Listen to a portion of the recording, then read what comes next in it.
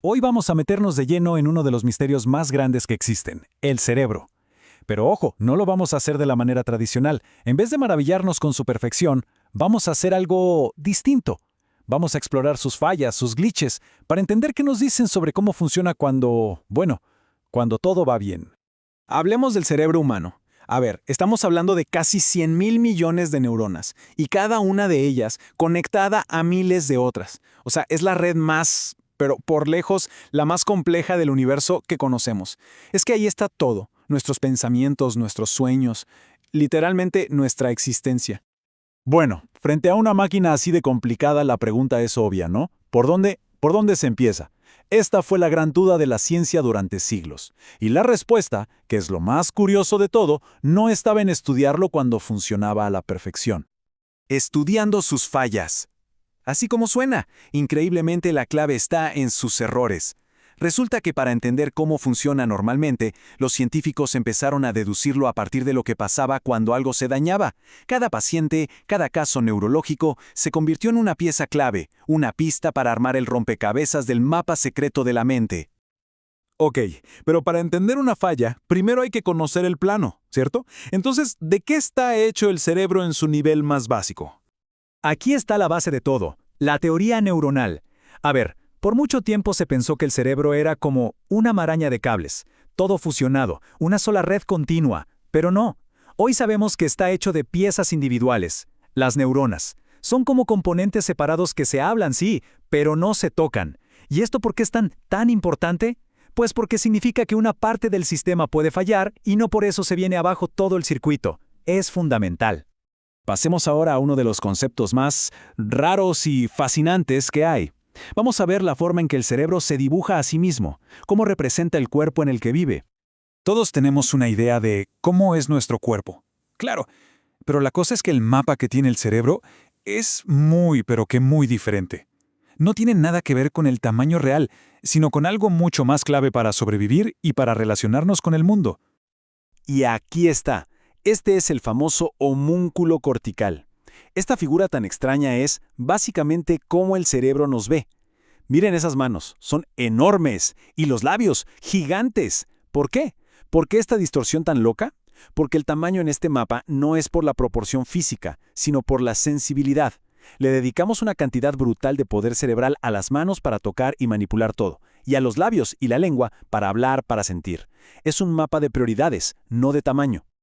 Ahora, ¿qué pasa cuando este mapa se estropea? Bueno, aparece algo como la ataxia. Es esa forma de caminar torpe, descoordinada. ¿Y cuál es la causa? Es increíble. La persona sencillamente no es consciente de dónde están sus piernas. El cerebro, de repente, perdió el rastro de sus propias extremidades en el espacio. Esto nos demuestra lo crucial que es este mapa interno para cada movimiento que hacemos, por más simple que parezca. Bueno, ahora vamos a una de las historias más famosas y a la vez más reveladoras de toda la neurociencia. Es un caso que cambió para siempre lo que entendíamos por memoria. Su nombre era Henry Molaison, pero en la ciencia se le conoce como el paciente HM. Para tratar una epilepsia muy grave le hicieron una cirugía y le quitaron partes de los lóbulos temporales. ¿El resultado? ¿La epilepsia mejoró? Sí, pero el costo fue terrible. HM quedó literalmente atrapado en el presente. Podía recordar su vida de antes, su infancia, y hasta podía aprender cosas nuevas con las manos, como dibujar, pero era incapaz, absolutamente incapaz de formar un solo recuerdo nuevo. Imagínense, cada día la gente que acababa de conocer era completamente extraña otra vez. La tragedia personal de HM significó un antes y un después para la ciencia. Su caso fue la prueba viviente de que la memoria no es una cosa única y esparcida por todo el cerebro, no. Demostró que la capacidad de crear nuevos recuerdos a largo plazo estaba ahí en esas estructuras profundas que le quitaron, como el hipocampo.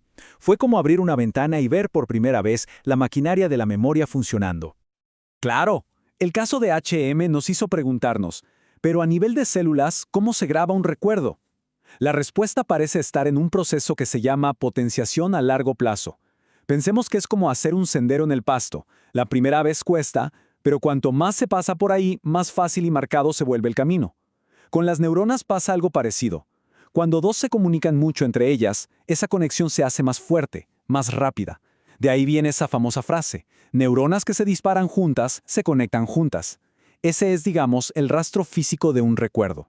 Y es que el cerebro no solo tiene zonas para cosas generales como la memoria, no, es súper especializado. Y para probarlo vamos a ver otra falla que es simplemente asombrosa. Pensemos en la vista.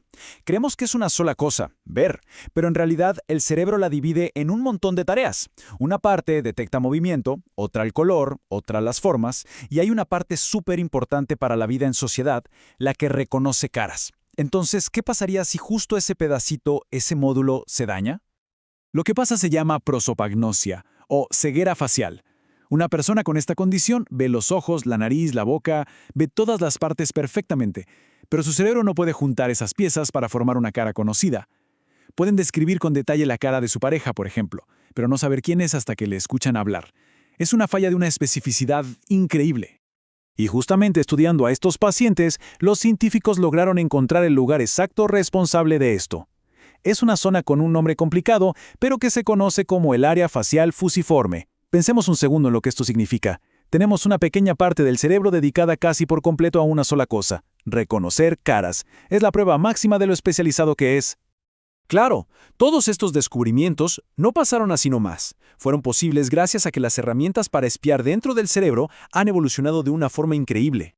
Por siglos el método era bastante trágico. La verdad, básicamente había que esperar a que un paciente con algún problema neurológico muriera para poder hacerle una autopsia, ver dónde estaba la lesión en el cerebro y así tratar de conectar esa lesión con lo que no podía hacer en vida. Era un proceso lentísimo y muchas veces poco preciso. Pero miren el salto que pegamos. Por un lado, una rebanada de tejido, una foto estática de un cerebro que ya no funciona. Y por el otro, un mapa dinámico, el cerebro vivo, en pleno funcionamiento. Es que pasamos de la anatomía de autopsia a poder ver la mente en acción en tiempo real. Es una revolución total. Hoy tenemos herramientas como la resonancia magnética funcional, que básicamente nos muestra qué partes del cerebro piden más sangre, o sea, cuáles se encienden cuando hacemos algo, lo que sea, pensar, sentir, movernos. Y hay técnicas todavía más de ciencia ficción, como la optogenética, donde se puede literalmente prender y apagar neuronas con luz para ver qué es lo que hacen exactamente. Es un control sin precedentes. Y todo esto nos trae de vuelta al punto de partida, porque todas estas fallas que vimos, desde la ataxia hasta la ceguera de rostros, realmente no son solo curiosidades médicas, son mucho más que eso. Son ventanas que nos permiten ver cómo el cerebro construye la realidad, nuestra identidad, incluso la conciencia. Cada falla nos enseña algo fundamental. El caso de HM, por ejemplo, nos mostró que nuestra idea del tiempo, de ser una persona continua, depende de un circuito que se puede romper. La prosopagnosia nos revela que la conexión con otros depende de un software especializado para caras. Estas fallas no son errores, son como las notas al margen del diseñador que nos explican cómo funciona la máquina. Entonces, la próxima vez que pensemos en el cerebro, no solo hay que admirar lo perfecto que es, sino también lo increíblemente frágil, porque es justo ahí, en sus fallas, donde estamos encontrando las respuestas más profundas sobre qué significa ser nosotros.